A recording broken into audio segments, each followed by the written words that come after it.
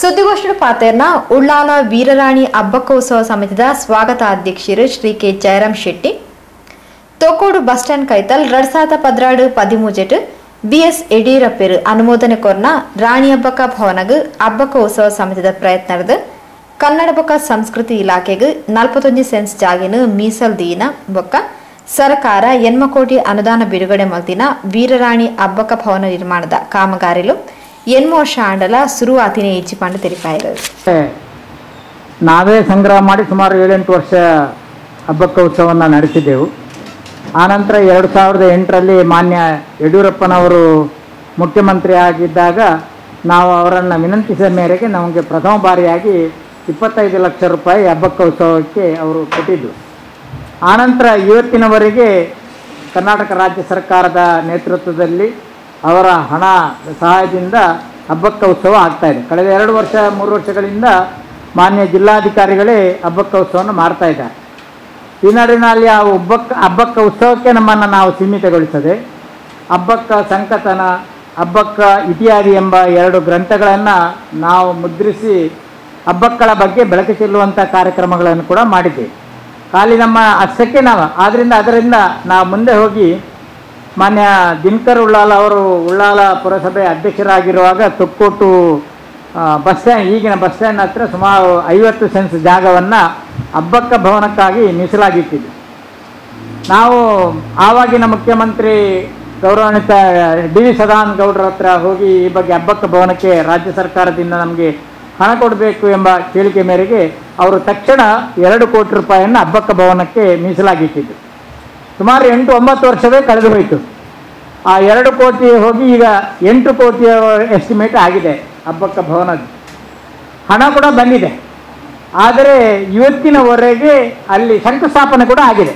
ನಮ್ಮ ರಮನಾಥ್ ರೈ ಅವರು ಉಸ್ತುವಾರಿ ಮಂತ್ರಿಗಳು, ನಮ್ಮ ಖಾದರ್ ಅವರು MLA ಆಗಿರುವಾಗ ಅದೇ ಜಾಗದಲ್ಲಿ ಅದಕ್ಕೆ ಶಿಲಾನ್ಯಾಸವನ್ನು ಕೂಡ ನನ್ನನ್ನು ಕೂಡ ಕರೆದಿದ್ದರು, ನಾನು ಕೂಡ ಹೋಗಿದ್ದೆ. ಆ ಶಂಕುಸ್ಥಾಪನೆ ಮಾಡಿ ಸುಮಾರು 5 ವರ್ಷ ಕಳೆದು ಹೋಯಿತು, 8 ವರ್ಷ ಕಳೆದು ಹೋಯಿತು. ಹಣ ಬಂದಿದೆ, ಶಂಕುಸ್ಥಾಪನೆ ಆಗಿದೆ, ಅದು ಕೆಲಸ ಪ್ರಾರಂಭ ಮಾಡಲಿಲ್ಲ.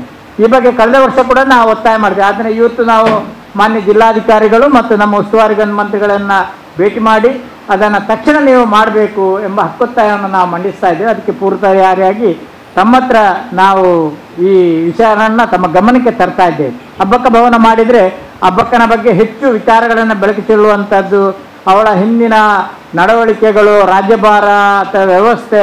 ನಾನು ಮೊನ್ನೆ ಒಂದು ಪತ್ರಿಕೆಯನ್ನು ಓದಿದ್ದೆ, ಅದರಲ್ಲಿ ಬರೆದಿದ್ದರು ಹಬ್ಬಕ್ಕ ಅಷ್ಟು ಬಲಿಷ್ಠ ಪೋರ್ಚುಗೀಸರ ವಿರುದ್ಧ 1545ರಲ್ಲಿ ಹೋರಾಡಿದವಳ ಬಗ್ಗೆ ಉಳ್ಳಾಲ ಮತ್ತು ದಕ್ಷಿಣ ಕನ್ನಡ ಜಿಲ್ಲೆಯಲ್ಲಿ ಜನರಿಗೆ ಅದು ಇನ್ನೂ ಮನವರಿಕೆ ಆಗಲಿಲ್ಲ ಅಂತ. ಆ ಎಲ್ಲ ದೃಷ್ಟಿಯಿಂದ ನಾವು ಮಂಗಳೂರು ವಿಶ್ವವಿದ್ಯಾನಿಲಯದಲ್ಲಿ ಹಬ್ಬಕ್ಕಳ ಅಧ್ಯಯನ ಕೇಂದ್ರ ಮಾಡಬೇಕಂತ ಹಕ್ಕೊತ್ತಾಯವನ್ನು ಮಂಡಿಸಿದ್ದೇವೆ.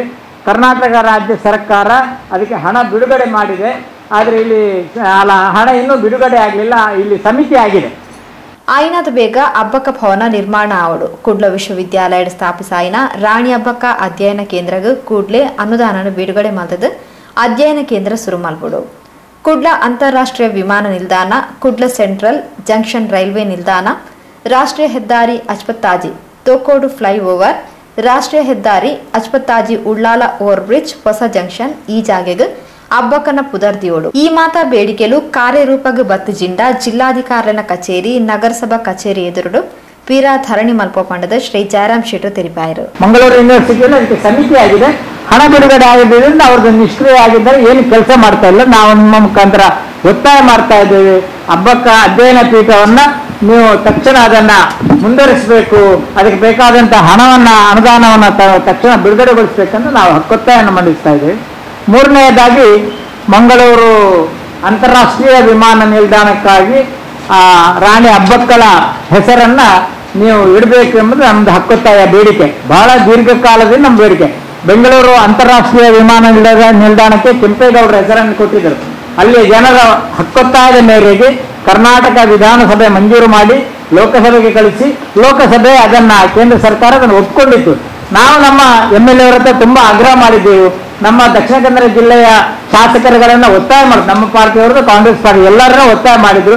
ಆದರೆ ದುರಂತ ಕರ್ನಾಟಕ ವಿಧಾನಸಭೆಯಲ್ಲಿ ಅದು ಇನ್ನೂ ಮಂಜೂರಾತಿ ತೆಗೆದುಕೊಂಡಿಲ್ಲ. ಆದರೆ ನಮ್ಮ ಶಾಸಕರು, ನಮ್ಮ ಉಸ್ತುವಾರಿ ಮಂತ್ರಿಗಳು ಅದನ್ನು ಎಚ್ಚರಿಸುವ ದೃಷ್ಟಿಯಿಂದ ಮಂಗಳೂರು ಅಂತಾರಾಷ್ಟ್ರೀಯ ವಿಮಾನ ನಿಲ್ದಾಣಕ್ಕೆ ಇತಿಹಾಸ ಪ್ರಸಿದ್ಧವಾದಂಥ ಹಬ್ಬಕ್ಕಳ ಹೆಸರನ್ನ ಇಡಬೇಕು ಎಂಬ ಹಕ್ಕೊತ್ತಾಯವನ್ನು ನಾವು ಮಂಡಿಸ್ತಾ ಇದ್ದೇವೆ.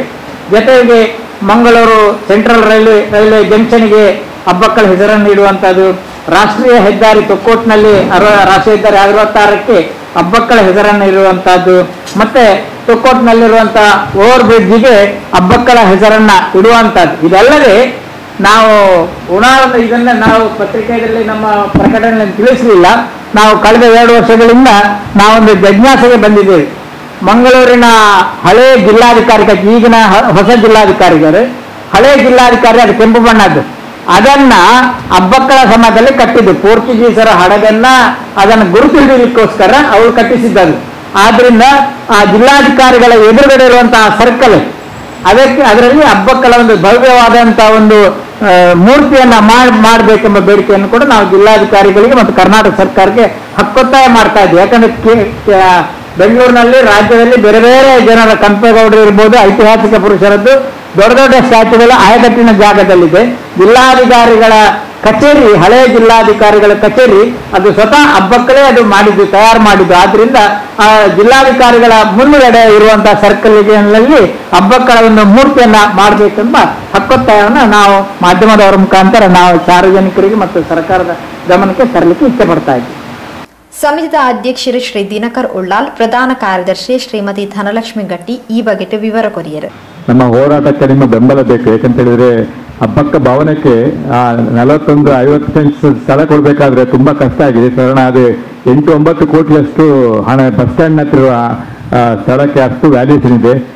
ಧರ್ಮಾರ್ಥವಾಗಿ ಕನ್ನಡ ಸಂಸ್ಥೆ ಇಲಾಖೆಯವರೇ ಸರ್ಕಾರ ಬಿಟ್ಟುಕೊಟ್ಟು ಕೂಡ 8 ವರ್ಷ ಆದರೂ ಕೂಡ ಅದಾಗಲಿಲ್ಲ. ಹಬ್ಬಕ್ಕ ಅಧ್ಯಯನ ಪೀಠಕ್ಕೆ 2015ರಲ್ಲಿ ಸರ್ಕಾರ ಅದಕ್ಕೆ ಅನುಮೋದನೆ ನೀಡಿದೆ. ಬೇರೆಲ್ಲ ಅಧ್ಯಯನ ಪೀಠಗಳು ಇವತ್ತು ಮಂಗಳೂರು ಯೂನಿವರ್ಸಿಟಿಯಲ್ಲಿ ಚಾಲನೆಗೊಂಡು ಅದು ಸ್ಥಾಪನೆಯಾಗಿ ಎಲ್ಲ ಇದಾಗ್ತಾ ಇದೆ. ಹಬ್ಬಕ್ಕ ಅಧ್ಯಯನ ಕೇಂದ್ರಕ್ಕೆ 1 ಕೋಟಿ ರೂಪಾಯಿ ಆ ಸಲ ಬಿಡುಗಡೆ ಮಾಡಿದ ನಂತರ ಯಾರು ಕೂಡ ಆ ಸಮಿತಿಗೆ ಅದರ ಹಬ್ಬಕ್ಕ ಪೀಠವನ್ನು ರಚಿಸಲಿಲ್ಲ. ನಾವು ಅದಕ್ಕೆ ಬಗ್ಗೆ ಹೋರಾಟ ಕೂಡ ಮಾಡಿದ್ದೇವೆ ಕಳೆದ ವರ್ಷ ಕೂಡ. ಈ ಸಲ ಕೂಡ ಡಿಸ್ಟ್ರಿಕ್ಟ್ ಮಿನಿಸ್ಟರ್ಗೆ ಭೇಟಿ ಮಾಡಿಕೊಂಡು ಹಣ ಬಿಡುಗಡೆ ಮಾಡಿದ್ರೆ ಮಾತ್ರ ಯೂನಿವರ್ಸಿಟಿಯ ವೈಸ್ ಚಾನ್ಸಲರ್ ಹೇಳ್ತಾರೆ, ಹಣ ಇಲ್ಲ ನಾವು ಏನು ಮಾಡ್ಲಿಕ್ಕೆ ಆಗುದಿಲ್ಲ.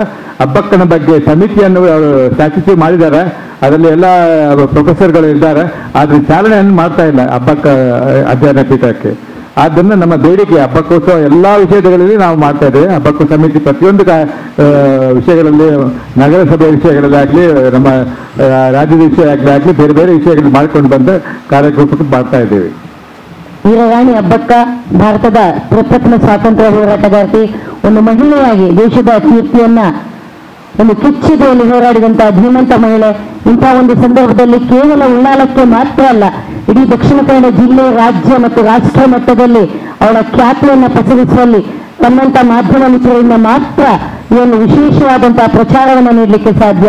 ಈ ನಿಟ್ಟಿನಲ್ಲಿ ಇವತ್ತು ನಮ್ಮ ಸಮಿತಿಯ ಪರವಾಗಿ ಕರೆದಂತಹ ಪತ್ರಿಕಾಗೋಷ್ಠಿಯಲ್ಲಿ ನಮ್ಮ ಜೊತೆಗಿದ್ದು ಸಹಕರಿಸಿದಂತಹ ಎಲ್ಲ ನಮ್ಮ ಪತ್ರಿಕಾ ಮಾಧ್ಯಮದ ಬಂಧುಗಳಿಗೆ ವಿಶೇಷವಾದಂತಹ ಧನ್ಯವಾದಗಳನ್ನು ಸಮರ್ಪಿಸಿ ಕಾರ್ಯಕ್ರಮವನ್ನು ಮುಗಿಸ್ತಾ ಇದ್ದಾರೆ. ಗೌರವ ಉಪಾಧ್ಯಕ್ಷರು ಶ್ರೀ ಸದಾನಂದ ಬಂಗೇರ, ಕೋಶಾಧಿಕಾರಿ ಶ್ರೀ ಆನಂದ್ ಕೆ ಅಸೇಗೋಡಿ ಸುದ್ದಿಗೋಷ್ಠಿಡು ಒಟ್ಟಿಗೆ ಇದ್ದರು.